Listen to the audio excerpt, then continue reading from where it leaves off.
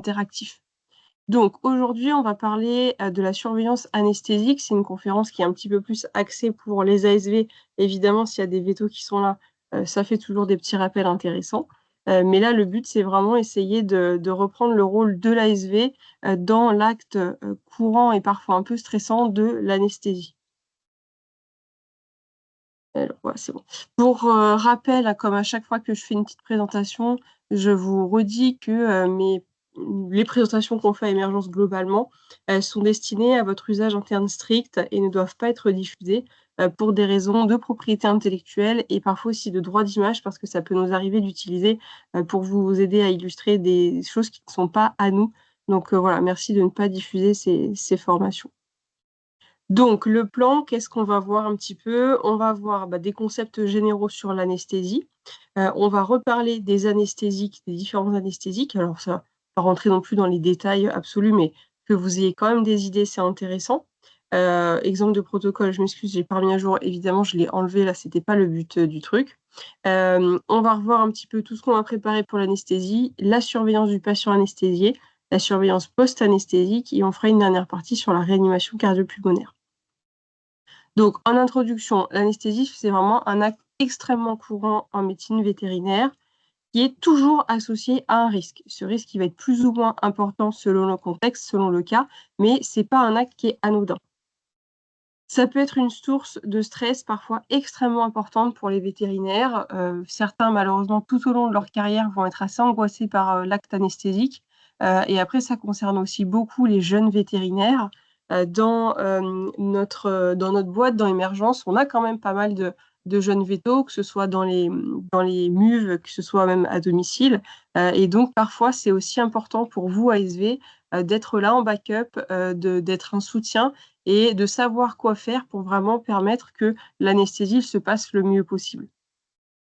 L'avantage d'avoir des bonnes connaissances théoriques, c'est que, on va pouvoir, les appliquer en clinique plus facilement, plus sereinement, être moins stressé par l'anesthésie et puis surtout savoir quoi faire et quand.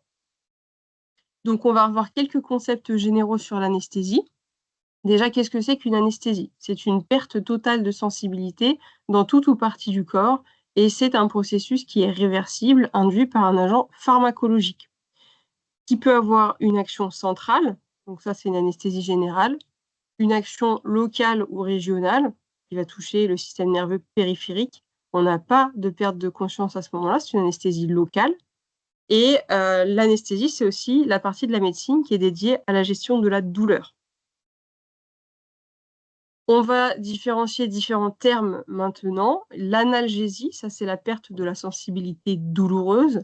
La narcose, c'est une perte de conscience provoquée artificiellement par les médicaments. La catalepsie, c'est une sensation de dissociation corps-environnement. Ça, c'est notamment le cas des anesthésiques dissociatifs comme la kétamine. Donc un exemple à droite d'un chien qui a eu un bolus de kétamine à sec et qui est complètement dissocié. Et la sédation, qui est une dépression du système nerveux central, c'est une dépression, hein, c'est pas comme l'anesthésie où l'individu, il est conscient mais hyporéactif. Qu'est-ce que c'est que maintenant la triade de l'anesthésie? C'est l'objectif à atteindre lors d'une anesthésie. Ce qu'on veut quand on anesthésie un patient, c'est avoir, dans la plupart des cas, une perte de sensibilité douloureuse, donc une analgésie. On veut avoir aussi une perte de conscience, donc une narcose. Et on veut avoir une relaxation musculaire, donc une myorelaxation ou myorésolution. Ça, c'est la triade de l'anesthésie. Évidemment, idéalement, on aimerait bien que les effets soient réversibles, sinon ça veut dire que globalement notre patient est décédé, ce qui n'est pas le but recherché. Pourquoi est-ce qu'on va anesthésier un animal en urgence? Il y a plein d'indications pour nous. On va avoir recours à l'anesthésie pour les animaux agressifs ou sauvages, pour faire des gestes chirurgicaux, pour faire des gestes médicaux, pour des gestes diagnostiques comme de l'imagerie médicale, parfois pour réduire le stress. Il y a plein de situations où on a recours à l'anesthésie. Les enjeux de l'anesthésie, c'est que, comme on l'a déjà dit, il n'y a pas d'anesthésie sans risque. Donc, il faut savoir être conscient de ces risques et les maîtriser. Le premier but, c'est évidemment de ne pas tuer le patient. Ça, c'est effectivement le truc numéro 1. Ça doit nous permettre aussi de réaliser l'intervention prévue. Donc, il faut des doses suffisantes sans avoir trop d'effets secondaires. Et il faut également assurer la sécurité du personnel. Rappelons quand même qu'il s'agit de molécules qui sont toxiques, donc il faut faire attention à l'utilisation de ces anesthésiques, notamment sur les anesthésies volatiles, où le but, c'est pas d'endormir toute la clinique. Parlons maintenant des différents types d'anesthésie. On va avoir l'anesthésie locale, où là, on a une perte de sensibilité qui est limitée à une partie vraiment circonscrite du corps. On retrouve là les anesthésies topiques, comme les crèmes EMLA, je ne sais pas si ça vous parle, c'est des petites crèmes donc anesthésiantes que vous pouvez mettre sur la peau. Par exemple, un petit chat sur qui on veut mettre un cathéter et qui est assez réactif, même s'il est très gentil, puisqu'il réagit beaucoup au passage de la peau, hop, on peut lui mettre un petit peu de crème. On peut aussi faire des infiltrations sous-cutanées, c'est ce qu'on appelle les traçantes. On fait par exemple de l'idocaïne sur des césariennes ou des choses comme ça.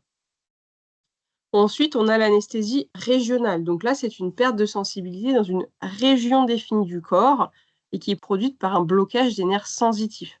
C'est le cas, par exemple, des blocs qu'on peut faire à différents endroits et des anesthésies épidurales. C'est pas non plus des actes qui sont faits très fréquemment, je pense, en médecine vétérinaire en urgento. C'est vrai que c'est plus utilisé sur, bah, déjà des services de référé, pour des procédures chirurgicales particulières et cetera. Malgré tout, c'est des choses que vous pouvez être amenés à voir et pour lesquelles on peut vous demander de préparer du matériel. Et puis après, bah, le plus souvent, ce qu'on a, c'est une anesthésie générale avec une perte de sensibilité générale associée à une perte de conscience. Les étapes de l'anesthésie, on va préparer notre animal et préparer notre matériel. Ensuite, on prémédique l'animal, c'est une tranquillisation. On va ensuite l'induire pour le plonger dans son anesthésie générale. Ensuite, on maintient notre anesthésie. Et après, il y a la phase de réveil, évidemment, et la surveillance post-anesthésique. Parlons un petit peu des molécules anesthésiques. Alors le but, c'est pas, de faire de vous, des pharmacologues, pointus, tout ça, mais c'est juste de savoir dans votre véto avec qui vous bossez à utiliser tel ou tel type de molécule, est-ce qu'il y a des choses auxquelles il faut s'attendre, des choses qu'il faut surveiller particulièrement, pour pouvoir toujours anticiper au maximum. C'est ça la clé d'une bonne anesthésie, c'est une anticipation. Donc rappelons qu'on veut, atteindre cette triade de l'anesthésie, donc analgésie plus narcose plus myorelaxation et on sait qu'on va s'attendre à des effets négatifs de l'anesthésie. Notamment un animal anesthésié, c'est un animal qui ne respire pas comme un animal vigile, qui va donc pouvoir être sujet à une hypercapnie. Ça, c'est une augmentation du CO2 dans le sang. Il peut aussi être en hypoxémie, c'est une baisse de l'oxygène dans le sang. Il peut être hypotendu, il peut être hypotherme et il va avoir des modifications de son métabolisme et de son système endocrinien. On va chercher dans les anesthésiques des molécules. L'idée, c'est que ce soit une molécule qui soit sédative, anxiolytique, un hypnotique fiable, analgésique, avec pas trop d'effets cardiovasculaires, pas trop d'effets dépresseurs respiratoires, qui soit pas irritant et qui soit réversible. Ça serait vraiment l'anesthésique idéale. Évidemment, cette anesthésique idéale, il n'existe pas. On n'a aucune molécule qui a ces effets-là. Donc, on est obligé d'utiliser des associations de molécules qui ont différents effets pour pouvoir obtenir une anesthésie sécuritaire avec les effets qu'on recherche. Le fait d'associer les molécules, c'est très intéressant parce qu'au-delà d'avoir des effets qui vont se compléter, on va pouvoir aussi avoir une potentialisation, ce qui nous permet de diminuer les doses de chaque molécule et donc si on diminue les doses, on diminue aussi les effets secondaires. Donc c'est pour ça que c'est très intéressant d'associer les molécules et d'avoir des protocoles avec plusieurs molécules, ce qu'on appelle une anesthésie multimodale. Alors, qu'est-ce qu'on a comme molécule anesthésique à notre disposition en France? Donc pour ce qui est de la prémédication, on va commencer avec le calmivette, donc de la famille, pardon, des phénothiazines. Le calmivette, c'est l'acépromazine, la molécule qui est dedans. C'est un tranquillisant qui va provoquer une sédation et une bonne myorelaxation. Il n'est pas du tout analgésique et il n'est pas antagonisable. Un des éléments importants avec le calmivette, c'est qu'il a un délai d'action assez long, donc c'est-à-dire que même en IV, il faut entre 5 et 15 minutes pour obtenir l'effet, maximum et surtout, il a une durée d'action très longue, 4 à 8 heures. Donc vous pouvez vous attendre lorsque, cette molécule a été utilisée dans un protocole, à avoir un animal qui peut rester un peu tranquillisé, sédaté, longtemps après même le réveil anesthésique. Et attention à ces effets secondaires, c'est un hypotenseur majeur, donc voilà, il faut quand même surveiller au niveau cardiovasculaire ce patient et attention aussi pour vous protéger, il faut le savoir, c'est une molécule qui peut désinhiber les comportements agressifs. Donc attention, lorsque vous avez un patient qui est sous calmivette, à bien, aborder l'animal correctement et à faire attention à vous et aux personnes qui travaillent avec vous. Autre molécule dans les prémédications, les alpha-2 agonistes qui sont très, très, très utilisés.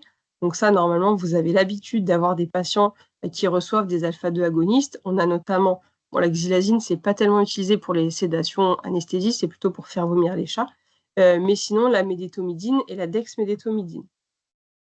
Ça provoque une sédation profonde avec, un petit effet analgésique et une bonne myorelaxation et l'avantage des alpha-2, c'est qu'ils sont antagonisables, donc on peut réverser l'anesthésie et ça, c'est super confortable.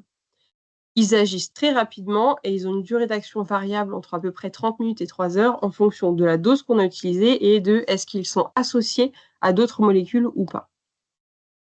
Et attention, c'est aussi des cardiodépresseurs majeurs qui, dans un premier temps, vont faire une bradycardie, très importante et une hypotension. Ensuite, il va y avoir une hypertension réflexe, mais dans un premier temps, ce sont des hypotenseurs.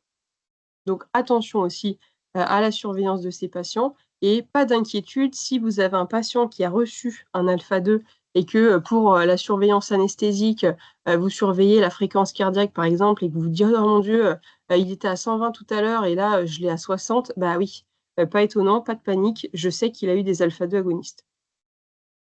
Ensuite, on a les benzodiazépines, donc le diazépam et le midazolam. Ils provoquent une sédation, légère et surtout, c'est des myorelaxants. Donc ça, c'est, intéressant surtout pour cette action-là. Ils sont pas du tout analgésiques et sur le papier, ils sont antagonisables, mais c'est avec du flumazénil et on n'en a pas, c'est réserve hospitalière. Donc en fait, ils sont pas antagonisables. Ils agissent rapidement et ils ont une durée d'action assez courte, 1 à 2 heures. Et on peut avoir des réactions paradoxales, notamment chez le chat, qui peut se mettre, d'un coup, si on lui fait du midazolam ou du Valium un peu à sec, avant d'avoir fait autre chose, avoir des réactions un peu, au lieu d'avoir une myorelaxation, d'un coup, il se met un peu à péter un câble et à se jeter partout. Donc attention à ça et attention aussi, ce sont des orexigènes, donc c'est des animaux qui peuvent se mettre à avoir beaucoup d'appétit. Ensuite, on a les opioïdes. Pareil, normalement, c'est des molécules que vous avez l'habitude d'utiliser, de voir utiliser, avec, bah, notamment tout ce qu'on va utiliser pour l'analgésie. Mais, il y en a un certain nombre qui ont également une valence sédative qui permet d'être utilisés en anesthésie également. Donc le butorphanol, la buprenorphine, la morphine, méthadone et le fentanyl. Donc en fonction des molécules, ils vont avoir un pouvoir analgésique et un pouvoir sédatif qui est différent. Donc on a le fentanyl qui est beaucoup plus, analgésique que la méthadone qui est équivalent à la morphine, plus analgésique que la bupré et en dernier, on a le butorphanol qui est quasiment pas analgésique et au niveau sédation, on a butorphantanil, c'est à peu près pareil, meilleur que la méthadone et la bupré qui n'est quasiment pas sédative. Ils sont antagonisables avec de la naloxone, mais encore faut-il en avoir, c'est rare qu'on en ait. Ça agit vite et ça a une durée d'action très variable en fonction de la molécule. Le plus rapide, c'est le fentanyl, quelques minutes, et la bupré, 6 à 8 heures, à l'inverse, qui a une durée d'action plus longue. Ils ont quasiment pas d'effets secondaires. C'est essentiellement la morphine qui a des effets secondaires, qui peut ralentir le transit, provoquer des vomissements. Et par contre, c'est vrai que sur des grosses doses, les opioïdes peuvent provoquer une dépression respiratoire. Mais globalement, c'est des molécules assez safe. Voilà pour la prémédication et ensuite il y a l'induction. Donc là, on va vraiment induire l'anesthésie générale. On peut utiliser donc les dissociatifs comme la kétamine qu'on a mentionné tout à l'heure. Donc là, c'est vraiment un hypnotique. Ça a une petite valence analgésique, la kétamine, et ça ne provoque pas de dépression cardio-respiratoire et ça, c'est très intéressant, par exemple, sur les patients, qui sont un petit peu instables sur le plan cardiovasculaire ou respiratoire. C'est une molécule qui est pas mal pour ça. Ça ne provoque pas du tout de myorelaxation, c'est même plutôt, hein, sous kétamine, ils ont plutôt tendance à être un peu tendus, donc faut pas hésiter à l'associer avec quelque chose d'autre et ça n'est pas antagonisable. Ça agit vite et ça a une durée d'action variable entre 30 minutes et 4 heures en fonction de si elle est associée à d'autres molécules ou pas. Attention, avec la kétamine, ça maintient le réflexe de déglutition, donc l'intubation peut être plus difficile et également pour vous, pour la surveillance anesthésique, il faut vous rappeler que la kétamine, maintient la pupille centrale. Il y a pas de basculement, de l'œil dans la plupart des cas.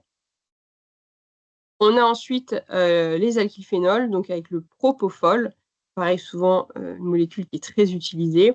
C'est un hypnotique qui provoque une myorelaxation, pas d'analgésie, pas d'antagonisme possible, délai d'action très rapide, durée d'action très courte et attention, c'est un hypotenseur et un dépresseur cardio-respiratoire. Donc là, ça c'est très important.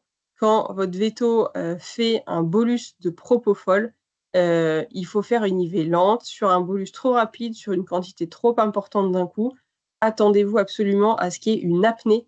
Donc surveillez étroitement le patient, de manière à pouvoir prévenir votre vétérinaire si vous voyez que, il y a une apnée. Dans ce cas-là, il faut, l'intuber pour pouvoir le ballonner le temps que la respiration reprenne. Et enfin, on a l'alfaxalone, mais là, c'est vraiment très, très similaire, au propos. C'est vraiment les mêmes propriétés. Il est aussi hypotenseur et dépresseur cardio-respiratoire, un petit peu moins que le propos. Chez des cardiopathes, on va préférer utiliser l'alfaxan que le propos, classiquement. Et attention au réveil dysphorique chez le chat, notamment lorsqu'ils ont eu un petit peu de l'alfaxan à sec.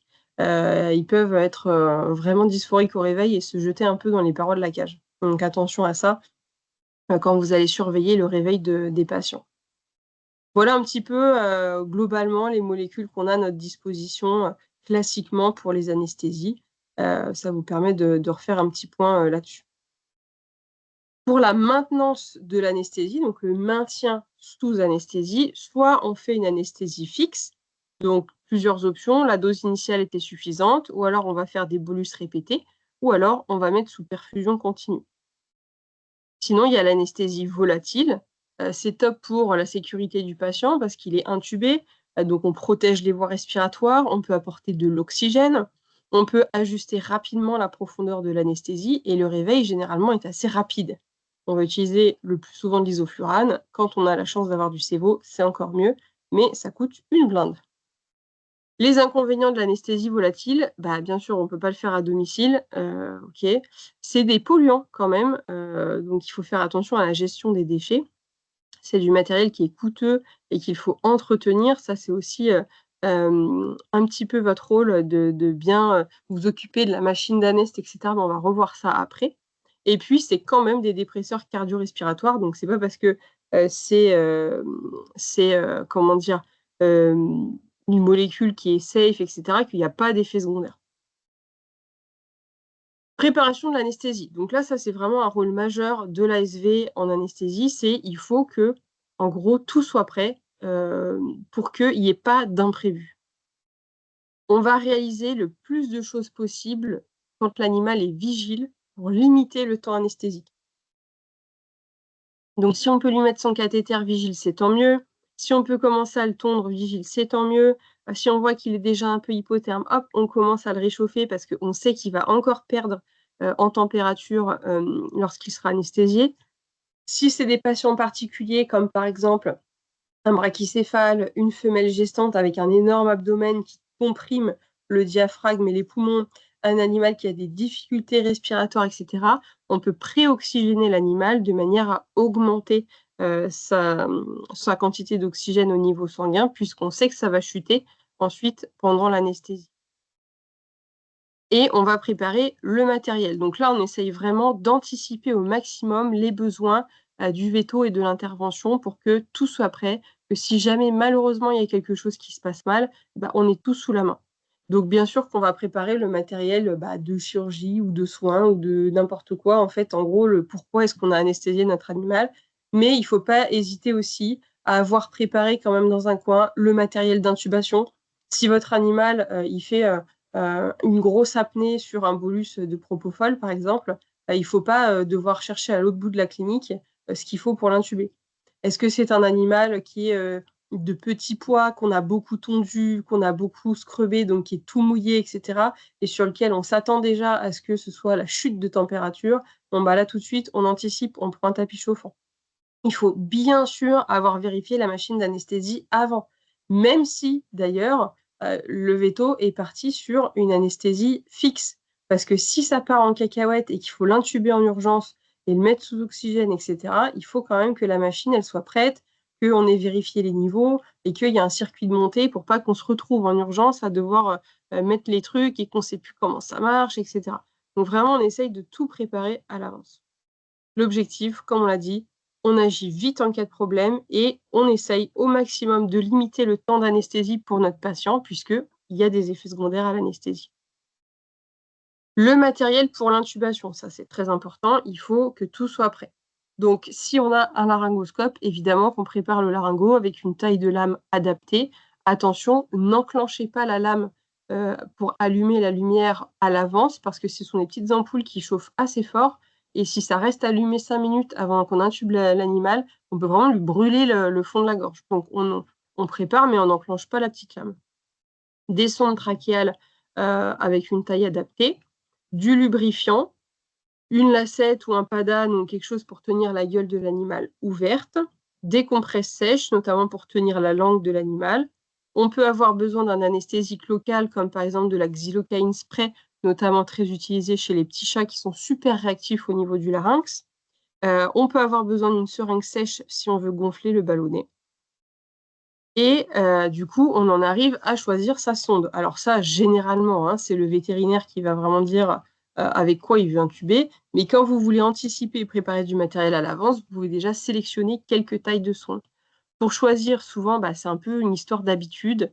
Si on n'a pas trop d'habitude parce que, bah, ça fait pas super longtemps qu'on bosse, on peut essayer de se référer à la taille, du filtrum là, du nez entre les 2 narines ou palper la trachée pour essayer à peu près de voir le diamètre interne que ça peut faire. Généralement, on fait le choix définitif de la taille de la sonde au moment où la gueule elle est ouverte et qu'on va pour intuber et qu'on voit vraiment l'entrée de la trachée et du coup la taille qu'on va mettre. Si jamais, je vous rappelle quand même un petit peu l'anatomie. Donc l'entrée de la trachée, à gauche vous avez un chien, à droite vous avez un chat, c'est pas tout à fait le même aspect et donc entre les 2 flèches noires, vous avez l'entrée de la trachée avec, les arythénoïdes. La petite étoile en haut, c'est le palais mou, le voile du palais et l'épiglotte, marquée par le petit rond. On est d'accord qu'on ne met jamais sa lame de laryngoscope directement sur l'épiglotte, c'est très sensible, ça s'enflamme très vite. Donc on met bien sur la langue, à la base de l'épiglotte et en appuyant, on va pouvoir faire basculer l'épiglotte vers l'avant pour libérer l'entrée de la trachée. Donc les étapes de, l'intubation, on ouvre la gueule, on tire bien fort sur la langue, devant. On visualise donc sur la photo B, le voile du palais en haut, l'épiglotte qui est pas du tout basculée pour l'instant en bas. Avec notre laryngo, on appuie à la base de la langue pour faire basculer l'épiglotte, ce qui nous libère l'entrée de la trachée et on met notre sonde dans la trachée. Attention, ça reste un geste vétérinaire, un geste technique. Donc normalement, c'est au vétérinaire de le faire. Malheureusement, admettons un jour, vous êtes vraiment, il y a que des ASV, l'animal, il est en arrêt respiratoire ou en apnée, je sais pas quoi, il y a une vraie urgence à le faire. Bah oui, bien sûr qu'il va falloir, vous y mettre quand même. Si c'est ça ou regarder l'animal mourir, bien sûr qu'il faut essayer de l'intuber le temps que le véto, il arrive. Donc voilà. Si jamais on n'y arrive pas parce que, bah, c'est une situation d'urgence, on est stressé, le patient est très petit, il y a une anomalie au niveau, laryngé qui fait que les structures sont gonflées ou je sais pas trop quoi, il y a des sécrétions, que sais-je, on peut, à ce moment-là, utiliser un guide. Donc ça, le véto dans l'urgence ne va pas forcément y penser, donc n'hésitez pas aussi à le proposer de votre côté. Souvent, on va prendre une sonde, genre une sonde urinaire, une connerie comme ça, on glisse, la sonde à l'intérieur de, la sonde trachéale et en fait, on va faire rentrer l'extrémité de la sonde urinaire d'abord dans le trou, c'est tout petit, ça c'est facile à faire rentrer et après on va l'utiliser comme guide pour faire glisser la sonde trachéale au bon endroit et après hop, on retire la sonde urinaire. Donc ça peut être vraiment un gros coup de pouce lorsque, c'est la galère et qu'on n'arrive pas à intuber. Ensuite, on arrive sur la machine d'anesthésie. Ça, c'est un gros morceau parce que, c'est pas toujours facile, d'utiliser les machines d'anesthésie. Il en existe plein de différentes. C'est une grande source de stress et surtout, c'est hyper important parce que si c'est mal fait, c'est la catastrophe. L'objectif de la machine d'anesthésie, c'est d'administrer le gaz anesthésiant de façon sûre, de surveiller, soutenir la fonction respiratoire, d'éliminer le CO2 expiré et d'éviter la pollution environnementale. Alors, les constituants de la machine d'anesthésie. On a d'abord le gaz de transport. Donc, chez nous, on utilise de l'O2 à 100%. En médecine humaine, ils font des mélanges de gaz. Nous, c'est de l'O2. Soit on a une prise murale à oxygène ou une bouteille à oxygène, soit on a un concentrateur à oxygène. Souvent, c'est des concentrateurs parce que c'est plus facile à utiliser. Là, je vous donne des généralités, hein. C'est valable sur toutes les machines d'anesthésie. Donc, le point de départ, c'est ça. Ensuite, si on suit le parcours en fait, du gaz, on se retrouve avec un tuyau d'acheminement du gaz qui nous amène notre gaz au débitmètre, qui nous permet de contrôler le débit du gaz de transport. Et dedans, il y a un petit flotteur ou une petite bille qui tourne. Okay, c'est assez sensible, assez fragile, le débitmètre. Donc, il faut vraiment l'ouvrir et le fermer délicatement. À partir du moment où la bille elle est posée au fond, il n'y a pas besoin de fermer plus. Et pareil, quand la bille elle est au plafond, c'est pas normal. Donc, il faut vraiment y aller mollo sur ce matériel-là. Si on continue notre chemin, le gaz, il arrive à l'évaporateur. Là, pour l'instant, c'était que le gaz de transport, donc que de l'oxygène qui circule, qui arrive à l'évaporateur où là, il va être mélangé avec le gaz anesthésique. Donc ça, l'évaporateur, il nous permet de vaporiser le gaz anesthésique avec l'oxygène. Ça va nous permettre aussi de contrôler la quantité d'anesthésie qu'on veut faire avec la petite molette. Et c'est une cuve qui est à remplir manuellement. Donc c'est à vous, ASV, de bien avoir vérifié avant une anesthésie que le niveau d'anesthésie est suffisant, sinon il faut le remplir avant. Sur les évaporateurs comme celui que je vous ai mis en photo qui est assez classique, vous avez le petit cercle, je ne sais pas si vous voyez ma souris ou pas, le petit niveau là en bas avec le niveau inférieur, le niveau supérieur, et il faut quand même que ce soit bien rempli avant une anesthésie. Et pareil, si jamais un jour vous êtes face à un patient intubé sous anesthésie volatile qui semble se réveiller en cours d'anesthésie, pensez tout de suite à vérifier que le niveau de gaz est OK, parce que ça peut arriver sur des anesthésies longues qu'en fait le truc se vide. Donc dans ce cas-là, il faut lui refaire un bolus d'anesthésique le temps de remplir la cuve. Si on continue notre petit chemin, donc on en était à l'évaporateur. Donc là, c'est un exemple de machine, hein. Donc en bas à gauche, vous avez le tuyau d'oxygène qui arrive depuis l'oxybox, qui arrive au niveau du débitmètre. Ensuite, vous avez un tuyau noir, tac, tac, tac, qui le relie, hop, à l'évaporateur. Et il y a une valve de purge. Alors bon, là, on la voit pas très bien. Sur les machines, il faut toujours trouver la valve de purge qui vous permet de flusher le circuit et de vérifier s'il y a des fuites. Ensuite, on arrive au système respiratoire qui va acheminer notre gaz de transport et notre anesthésique vers le patient. Et enfin, il y a la poubelle qui sort ensuite du patient et qui va permettre d'éliminer les gaz. Donc, soit c'est un tuyau d'évacuation qui part vers une évacuation murale, soit c'est une espèce de poubelle physique, c'est un petit bac avec des absorbeurs dedans. Donc, voilà un petit peu les différents éléments qu'on a dans la machine. Quand vous allez pour monter un circuit, recherchez toujours en fait à retracer le circuit de votre gaz pour comprendre comment est faite votre machine. Vous devez toujours finir par vous en sortir en fait, en suivant les tuyaux et comme ça à reconnaître chaque élément. On va s'intéresser un petit peu plus aux différents systèmes respiratoires parce qu'il en existe plusieurs. Et donc, on va parler en premier des systèmes ouverts. Donc ça, c'est la cage à induction, grosso modo. C'est peu cher, c'est facile, ça limite le stress. Alors ça, bof quand même parce que, pour ceux qui l'ont déjà fait, d'induire un chat, notamment en cage à induction, c'est quand même un peu stressant. Les gaz qu'on utilise sont un peu irritants, donc c'est pas très agréable. Dans les inconvénients, c'est très polluant parce que du coup, on a rempli la cage de gaz et on va l'ouvrir et on va tout foutre dans l'environnement, donc c'est très polluant. On a un gaspillage de gaz et on n'a pas une bonne ventilation. Mais ça dépanne quand même bien. Après, on a les systèmes non réinspirants, souvent qu'on appelle petits circuits, où là, le CO2 est éliminé par un haut débit de gaz frais. Donc là, généralement, en gros, le gaz, il arrive, il passe dans le patient et tout part à la poubelle. L'avantage, donc là, on peut ventiler avec le ballon. On a un espace mort qui est faible parce que du coup, c'est des plus petit circuit au total, donc il y a moins de déperdition, de chaleur, d'humidité et cetera. Donc ça, c'est bien et c'est surtout le fait qu'il y ait un espace, mort faible, c'est, par rapport en fait, s'il y a beaucoup d'espace mort et des petits poumons, quand il va respirer votre animal, en fait, tout va rester dans les tuyaux. Parce qu'il y aura tellement de place dans les tuyaux versus ses poumons, il c'est comme s'il inspire, expirait, juste dans un truc, dans un espace mort. Donc il a beaucoup plus de mal à récupérer le gaz frais et il va réinspirer généralement beaucoup de CO2. Donc c'est pour ça que sur des petits patients, on doit avoir des petits espaces morts. L'inconvénient, c'est qu'on doit utiliser des débits d'oxygène importants puisqu'en fait, on flush tout le circuit à chaque fois et on a quand même des pertes de chaleur et d'humidité justement parce que, bah, on flush tout. Le débit, ça, c'est important aussi parce que, on se pose souvent la question.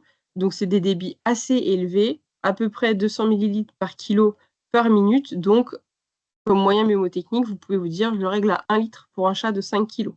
OK? Le système réinspirant, qu'on appelle aussi grand circuit, là, le CO2, il est éliminé par absorption parce qu'en fait, ça va repasser dans un bac à chaud qui va recycler les gaz expirés. Donc on peut toujours ventiler notre patient avec un ballon. On a un faible débit d'oxygène parce que en fait, l'oxygène qui passe dans le circuit passe dans le bac à chaud et retourne au patient, donc on va consommer moins d'oxygène et on a moins de pertes, de chaleur. L'inconvénient, c'est qu'il y a de fortes résistances dans le circuit parce que du coup, l'espace mort est très grand puisqu'il y a tout le bac à chaud qui se rajoute. Donc il faut quand même que ce soit adapté à un volume pulmonaire suffisant et il faut penser bien sûr à changer la chaux quand c'est nécessaire.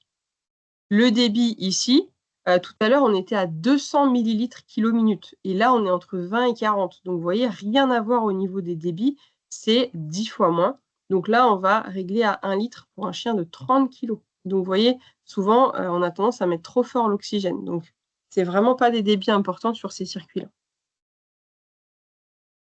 Les constituants du système respiratoire, on a un ballon réservoir qui permet donc, de garder du volume, en réserve pour permettre à l'animal de respirer, permet aussi de ballonner.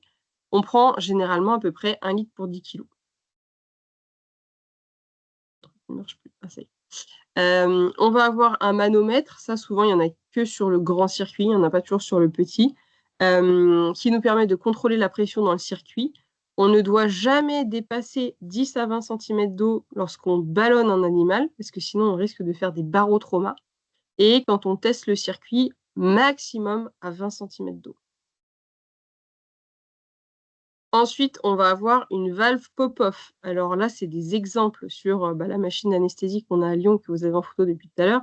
Donc ça a pas forcément cette tête-là. Peu importe la tête que ça a, il faut absolument identifier la valve pop-off parce que, c'est très important. Vous la fermez pour ballonner votre animal ou pour tester votre circuit, mais c'est tout. Si elle reste fermée quand votre animal respire, il y a un risque de mort, et c'est vraiment vrai. Par exemple, tous les ans à l'école Véto de Lyon, il y a plusieurs morts, dans les chats qui sont stérilisés, juste sur des bêtises de valve pop-off qui est restée fermée. Donc extrêmement important. Après, on a bien sûr le tuyau qui va à l'animal, oups, et puis, le tuyau qui va repartir de l'animal. Comment on vérifie une machine d'anesthésie? Donc on va monter notre circuit, donc ça, bah, ça dépend de la machine que vous avez, mais en gros, vous montez votre circuit, vous bouchez l'extrémité de votre tuyau, à l'extrémité patient, avec votre doigt. Vous fermez la valve pop-off. Sur ces valves-là, comme je vous montre en photo, il y a des petits moyens mnémotechniques parce qu'on ne sait jamais de quel côté c'est ouvert, c'est fermé, bah, le P pour putain, c'est fermé, voilà. Donc vous fermez votre valve pop-off, en gros ça ferme la poubelle, donc il ne peut plus y avoir de gaz qui s'en va, tout reste bloqué. Donc c'est pour ça que si le patient il respire comme ça et qu'il y a plus de poubelle et ben il va gonfler, gonfler, gonfler jusqu'à avoir les poumons qui éclatent. Voilà pourquoi il meurt. Donc là, on ferme parce qu'on va, tester notre circuit. On flush un petit peu le circuit pour remplir un peu le ballon, pas à fond et on va appuyer, en fait, mettre un petit peu de pression sur notre ballon. S'il y a des fuites et ben, en fait, on va pouvoir vider notre ballon. Si on s'aperçoit qu'on ne peut pas vider notre ballon, c'est que c'est bon, il n'y a pas de fuite, le circuit, il est OK et on n'oublie pas de réouvrir la valve pop-off pour être prêt pour l'anesthésie, sinon on va tuer notre patient. Pour le grand circuit, même topo, on monte notre circuit, on bouche l'extrémité patient, on ferme la valve pop-off. Donc sur ce type de valve, comme vous avez ici, c'est super chiant. Il y a un deuxième système en bas avec un bouton que vous pouvez maintenir appuyé. On gonfle un petit peu le ballon, mais pas à fond, et on va tester le ballon. L'avantage sur les grands circuits, c'est que vous avez un manomètre, et comme ça, vous pouvez vous mettre à peu près à 20 maximum. Vous savez que là, vous avez une bonne pression pour tester votre circuit sans mettre de danger dedans. Et à la fin, on n'oublie pas, je suis désolée, mais les animations ne sont pas du tout dans l'ordre. On n'oublie pas de rouvrir la valve pop-off pour éviter de tuer notre patient. Donc ça, c'est important, ça paraît con de tester sa machine d'anesthésie, mais lorsqu'on n'est pas trop sûr du montage, si on ne fait pas de test, on n'a pas de moyen de savoir justement est-ce que j'ai fait une bêtise, est-ce que j'ai oublié de boucher un tuyau, est-ce que j'ai oublié de mettre la poubelle, est-ce que j'ai oublié de faire quelque chose.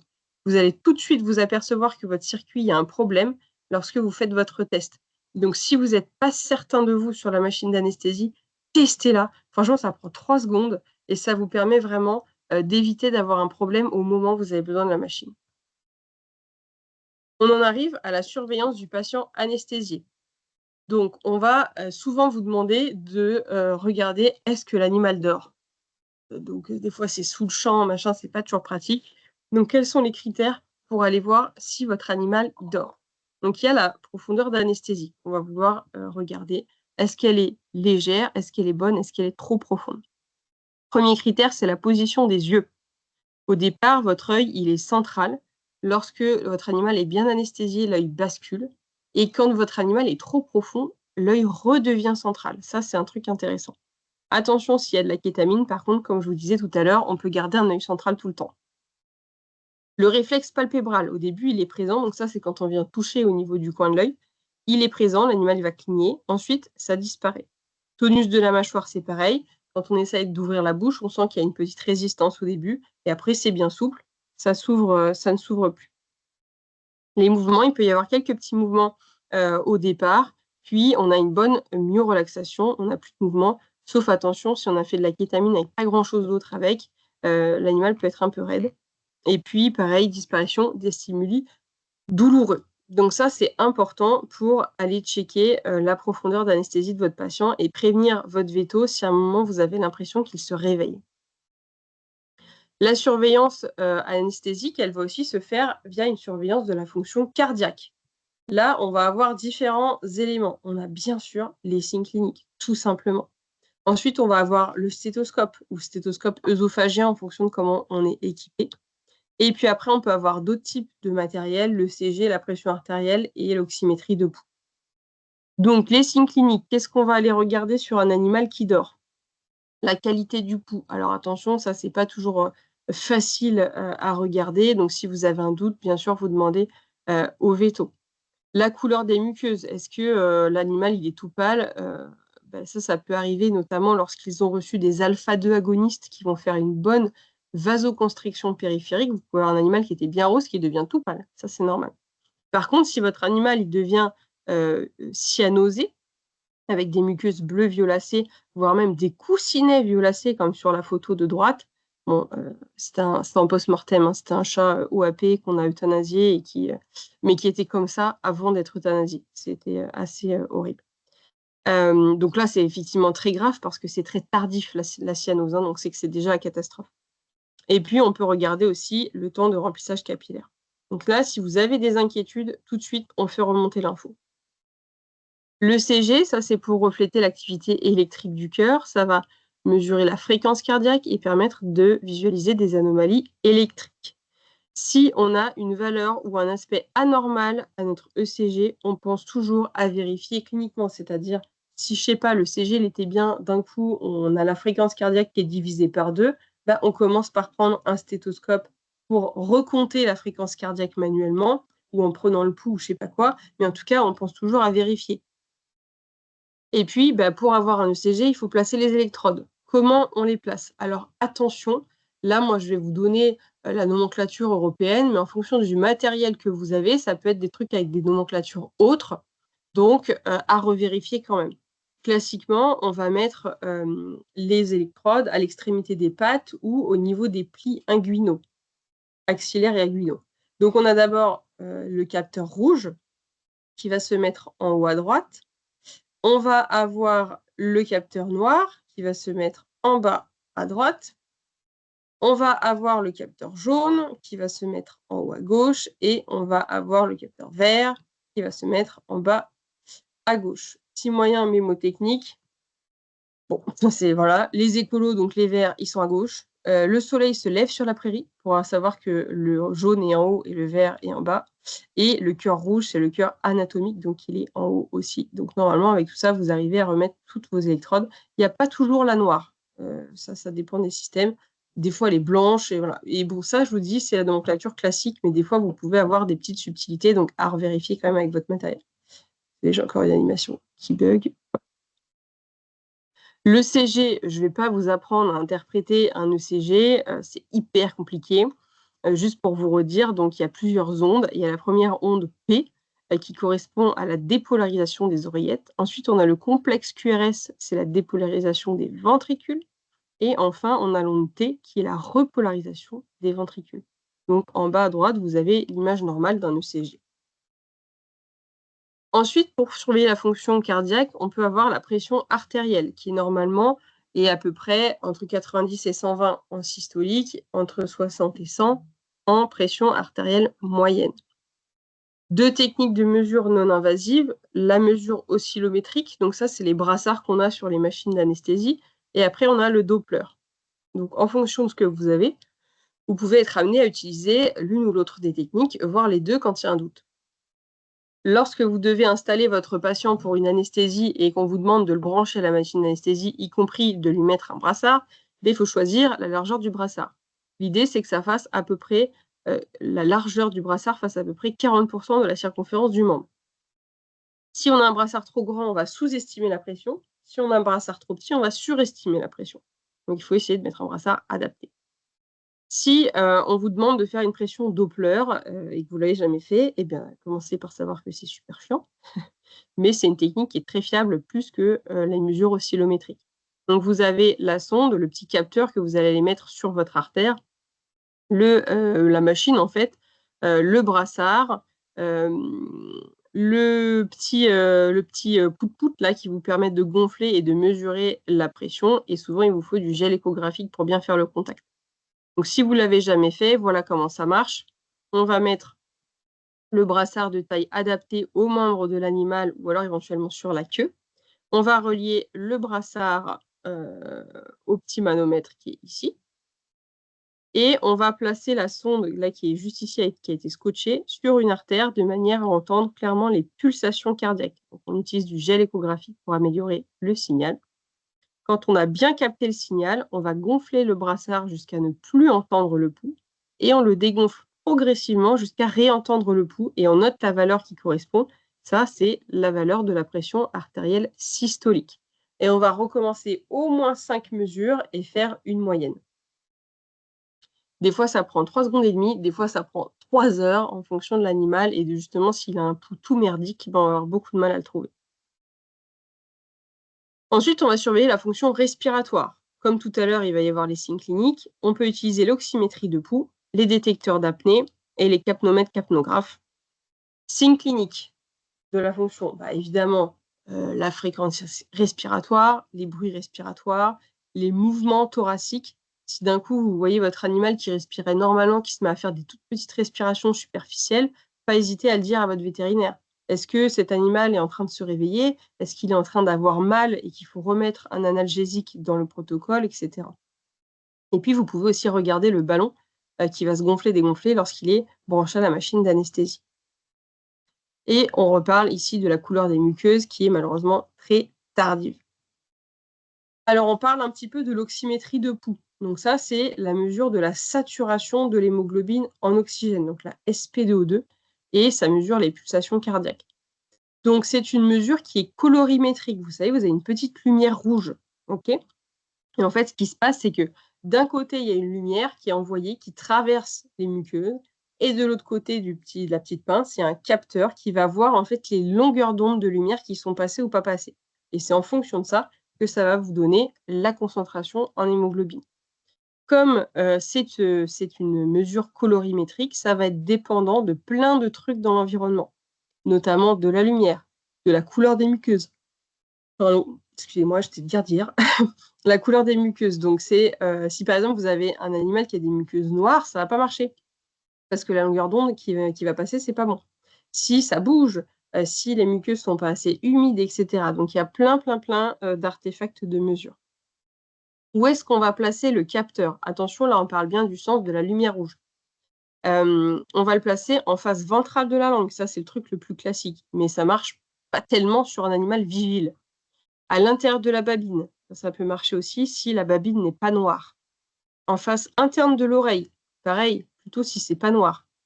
Au niveau du prépuce ou de la vulve, au niveau du pli inguinal, notamment sur des animaux qui ont une peau un peu fine, et plutôt claire. Et au niveau des doigts ou des coussinets, lorsqu'ils sont blancs chez le chat. L'objectif, c'est d'avoir une SpO2 qui est supérieure à 95 %. En dessous de ça, on considère qu'il y a une hypoxémie, donc une oxygénation insuffisante. La valeur, elle n'est interprétable que si la courbe, elle est normale sur la machine. Si vous avez une courbe qui n'est pas normale, ça veut dire que le signal capté par, le truc là n'est pas bon et donc la valeur, elle est pas interprétable. Donc vous voyez sur l'image du haut une belle courbe magnifique, donc là avec une valeur qui est tout à fait interprétable. En bas, vous voyez que là vous avez des courbes qui sont pas top. Donc ça, il faut replacer le capteur. On replace le capteur, on humidifie les muqueuses, on essaye de changer de site, enfin on fait quelque chose pour essayer d'avoir un beau signal, sinon on ne pourra pas utiliser la valeur. Après, comme, surveillance de la fonction respiratoire, on peut aussi avoir le capnomètre ou capnographe. Donc là, ça mesure le pourcentage de CO2 dans l'air expiré et ça le transcrit sous forme de courbe. Donc, comme ça mesure le CO2, un pic, une courbe, c'est une expiration, parce que c'est au moment de l'expiration qu'on va, donner du CO2. Donc voilà, un pic, c'est une expiration.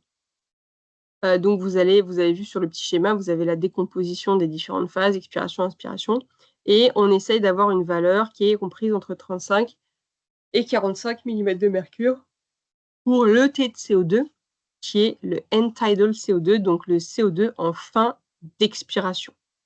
Et donc voilà à quoi ça ressemble en bas, une courbe normale, qu'on peut avoir. Des petites choses que je vous montre, alors bien sûr, c'est pas à vous de tout interpréter, mais des choses qui doivent vous mettre la puce à l'oreille et qui peuvent vous permettre de dire: «Je pense que quelque chose ne va pas, est-ce qu'on peut regarder, ce qui se passe au niveau de l'anesthésie?» Donc ça, c'est une courbe normale où il vous donne le T de CO2, là, qui est à 46 et la fréquence respiratoire qui est à 7 par minute. OK. Là, qu'est-ce qui se passe sur cette courbe-là? On voit que, bah, on a un ET de CO2 qui est normal, on a une fréquence respiratoire qui est normale, pour un animal anesthésié et par contre, on se retrouve avec des courbes, qui sont toutes bizarres et ça, c'est en gros sur la fin, d'expiration, sur le plateau expiratoire où on se retrouve à avoir des oscillations comme ça et ben, en fait, ça, c'est simplement les battements cardiaques, les oscillations cardiaques qui vont quand on a fini d'expirer, que les poumons sont vides et que là, il y a la pause, en fait, respiratoire et ben, les battements cardiaques, ils font bouger un petit peu les poumons et ça donne cette oscillation-là et donc ça, c'est un animal qui va bien et on capte les oscillations cardiaques. Quand on se retrouve avec ce genre de courbe, là, qu'est-ce qu'on voit? On a un ETE de CO2 qui est plutôt, plus bas, donc il y a moins de CO2, donc a priori, notre animal expire beaucoup de CO2 et on a une fréquence respiratoire qui est très élevée, à 22 et on voit aussi qu'on ne réatteint pas la ligne de base. Vous voyez? On est toujours un petit peu au-dessus.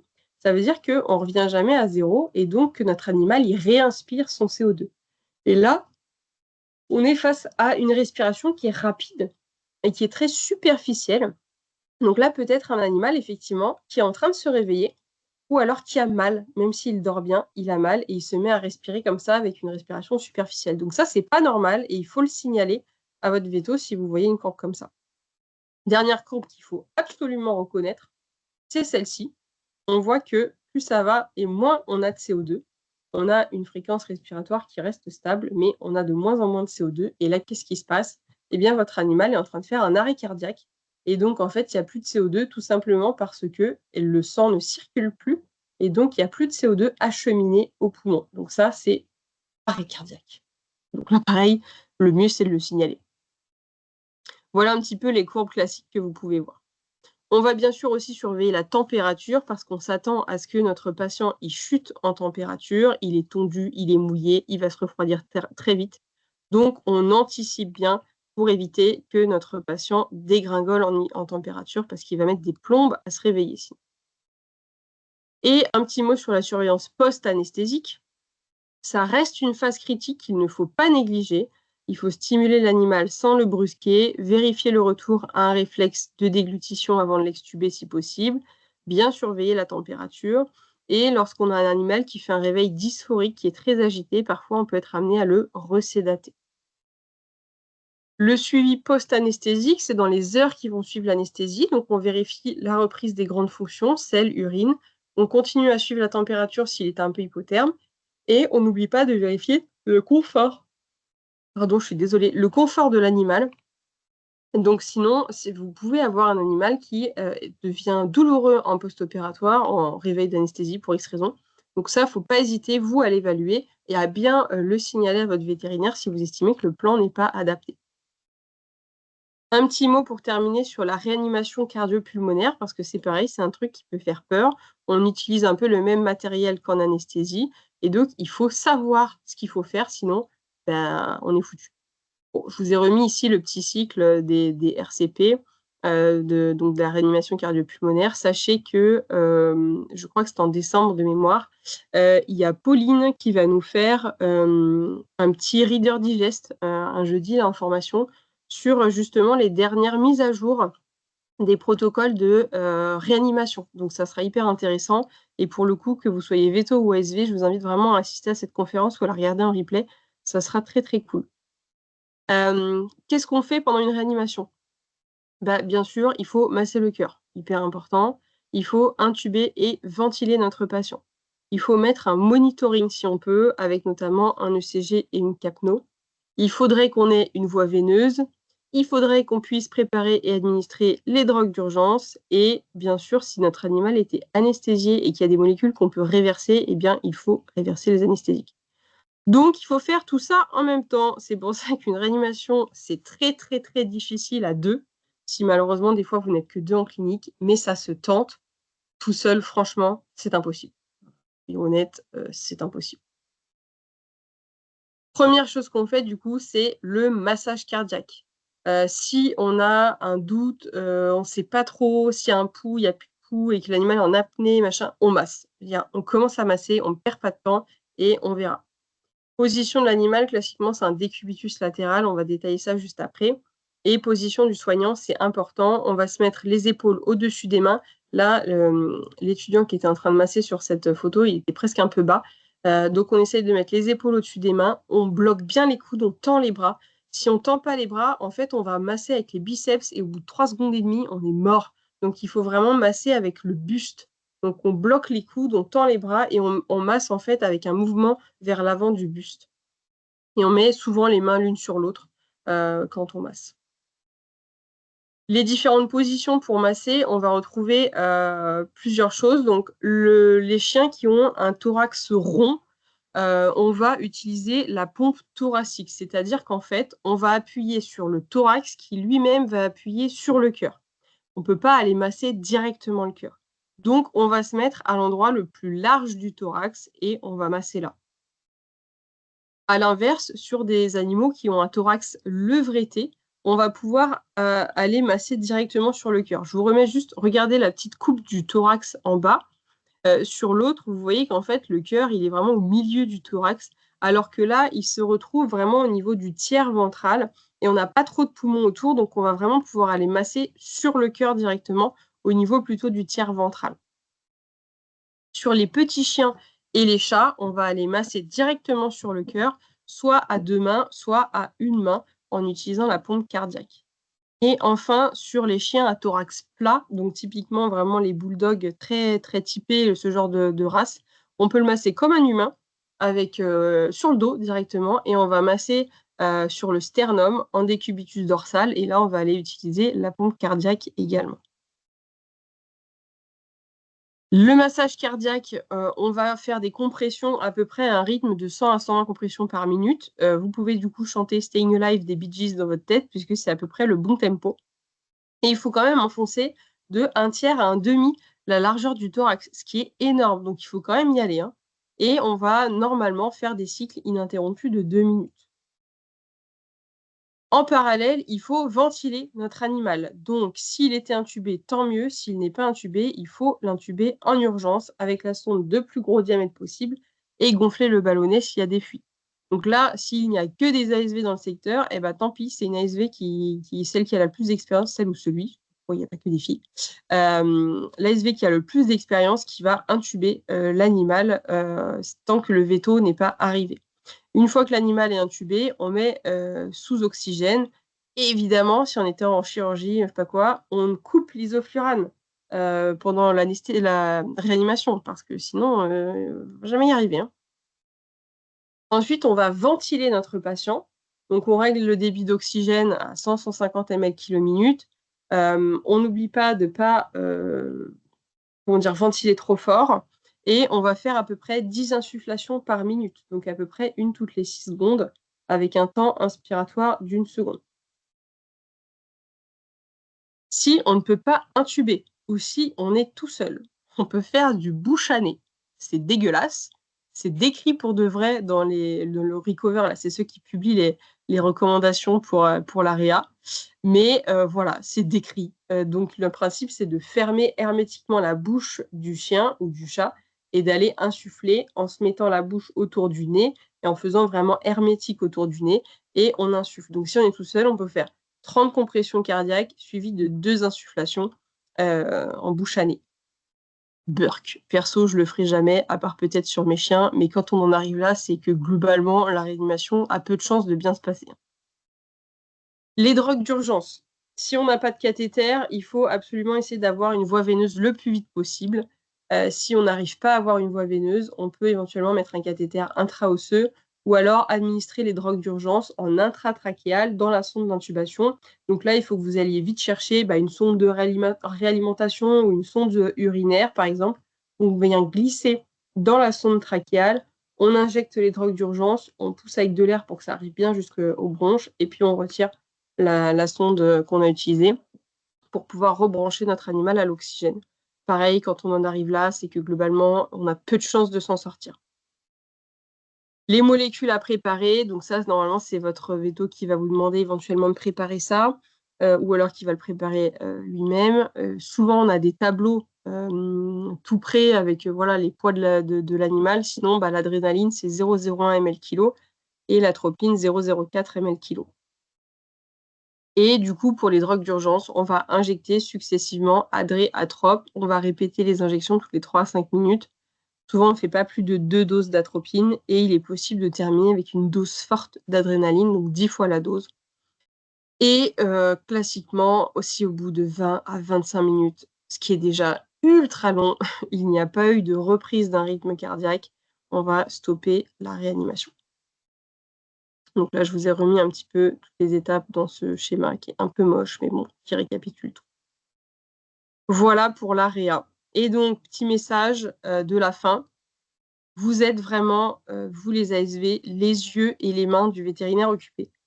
Comme je vous l'ai redit en intro, ça peut être extrêmement stressant, de faire une anesthésie pour certains vétérinaires et puis surtout, le véto, il a aussi plein d'autres choses à gérer à côté. Peut-être qu'il est en chirurgie, peut-être que c'est une chirurgie qui part en cacahuète, peut-être que c'est une plaie dégueulasse, peut-être que plein de choses et donc vous êtes vraiment là aussi en soutien pour le patient et pour le vétérinaire, donc votre rôle est ultra important en anesthésie.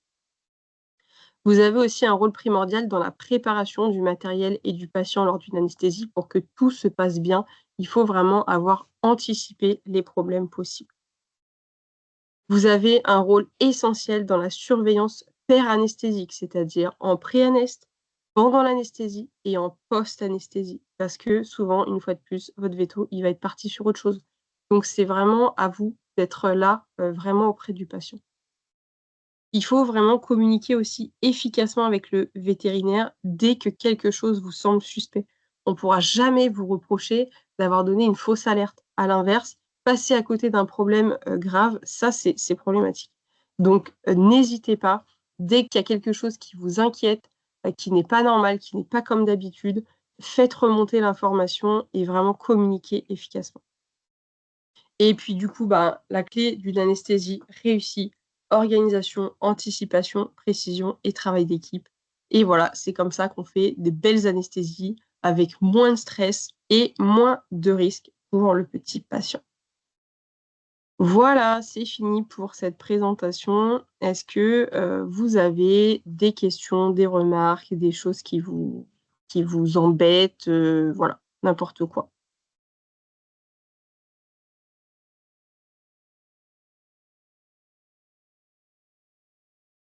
Ça va, j'ai tué personne avec ma présentation?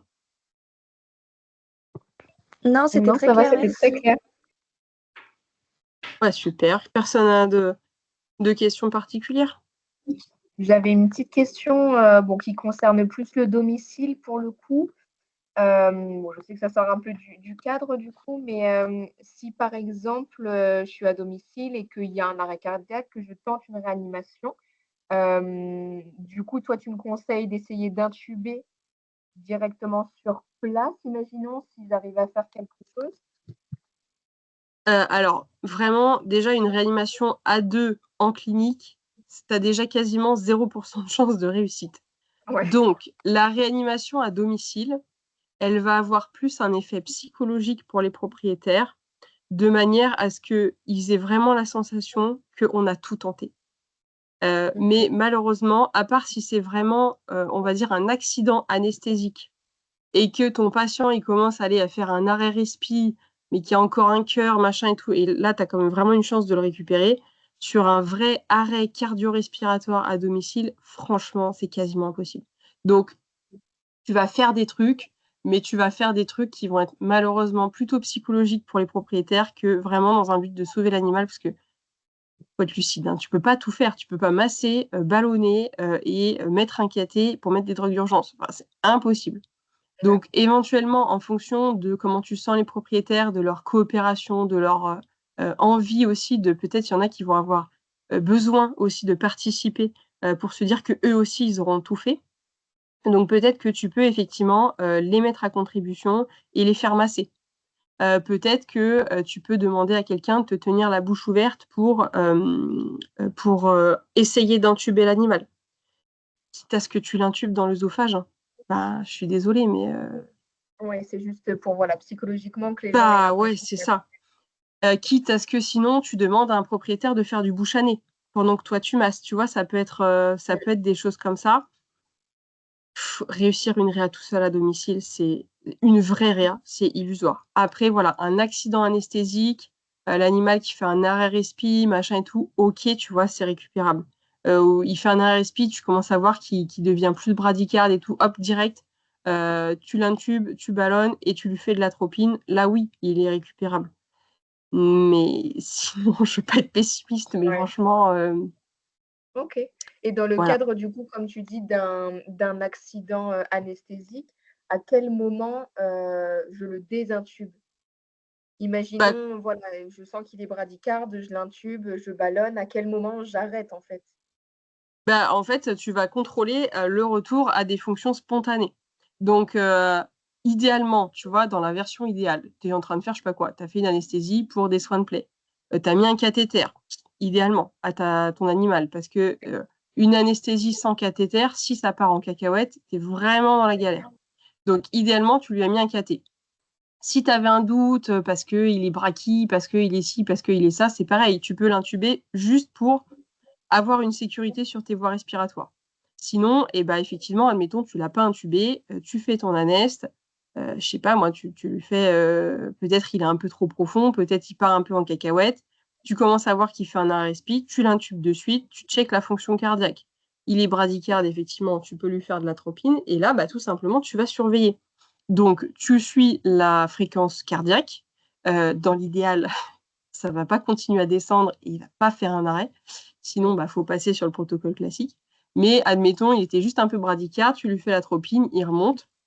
Tu vas le ventiler tranquillement, pas trop souvent, parce que tu sais, c'est aussi la quantité de CO2 dans le sang qui va déclencher la reprise d'une respiration. Donc, il faut le Ouais. ballonner, mais pas trop. Et tu ballonnes jusqu'à ce qu'il retrouve une respiration spontanée. Si c'était comme ça et que tu avais fait des anesthésies qui étaient réversibles, bah, tu les réverses. Reverse, ouais. Ouais. Et donc, une fois qu'il reprend une respiration spontanée, eh ben, tu arrêtes de ballonner et tu ne l'extuberas que quand tu as fini et qu'il est en train de se réveiller et idéalement qu'il reprend un réflexe de déglutition. OK, ça va, super. Merci. De rien. Est-ce qu'il y avait d'autres questions pour, ou pas que des questions d'ailleurs, hein, comme je vous disais, des remarques, des partages d'expériences ou quoi? Non, c'est tout bon. Eh ben, écoutez, merci beaucoup, à tous ceux qui étaient là pour écouter la présentation. Merci à ceux qui la regarderont en replay et puis, bah, bonne journée, bon courage pour ceux qui bossent et peut-être, rendez-vous à la VAC la semaine prochaine pour ceux qui seront là.